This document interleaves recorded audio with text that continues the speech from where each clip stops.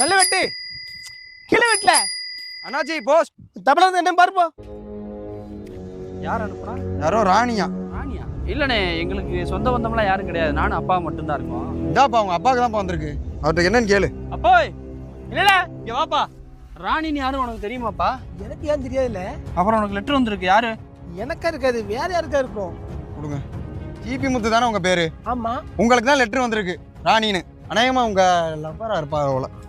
உடம்ப இரும்பாக்கிக்கடா. நீங்களாச்சு அந்த ராணியாச்சு. கடமலா ஆரம்பிச்சு வெளுத்து வாங்க போகுது. யார் ராணி?